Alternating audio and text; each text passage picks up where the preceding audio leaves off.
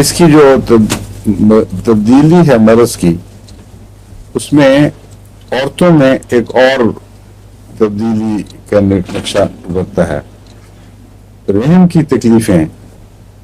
دماغی تکلیفوں میں تبدیل ہوتی ہیں، اور اس میں دماغی تکلیفوں میں جو بے چینی اور توہمات اور موت کا خوف اور بعض قسم کے پاگل پن،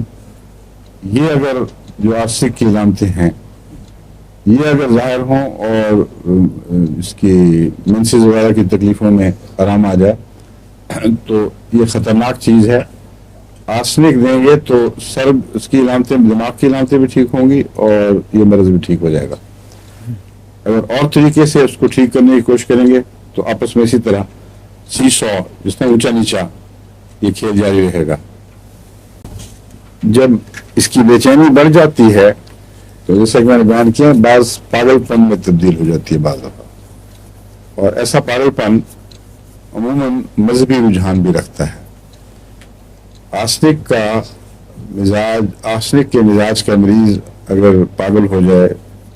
تو بالعموم ایک تو اس کے پیچھے لمبی تاریخ ہے اس کی بے چینی کی، اسے پہچانا جائے گا۔ دوسرا یہ کہ اس کے پاگل پن میں دو قسم کے رجحان پائے جاتے ہیں۔ ایک تو یہ کہ وہ یہ کہے گا کہ میری بخشش کے دن گزر گئے، بس اب میں ایسا گناہگار ہو چکا ہوں کہ میں بخشا جا ہی نہیں سکتا۔ اور دوسرا، اس کو خودکشی کے رجحان بھی پیدا ہوتے ہیں۔ خودکشی کے رجحان میں اگر دوسری علامتیں نہ ہوں تو میرے تجربے میں جو سب سے اچھی دوا آئی ہے، جس سے خوراک پھل سے بعض دفعہ ایک ہی خوراک سے وہ مریض کو پھر دوبارہ کبھی یہ غلط رجحان پیدا نہیں ہوا،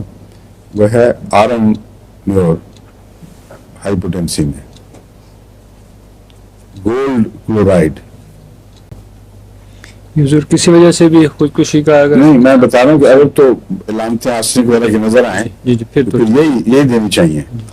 لیکن عمومی کیس ہے، آپ کے پاس اس کی تفصیل موجود نہیں ہے اور نہ ایسا مریض زیادہ بتاتا ہے، پھر عام طور پر وہ گمسم رہتا ہے۔ ایسے کیس میں آرم میور آواز میں باقی چیزیں علامتیں نہ ہو تو بہترین دوا ثابت ہوتی ہے، اور کم سے کم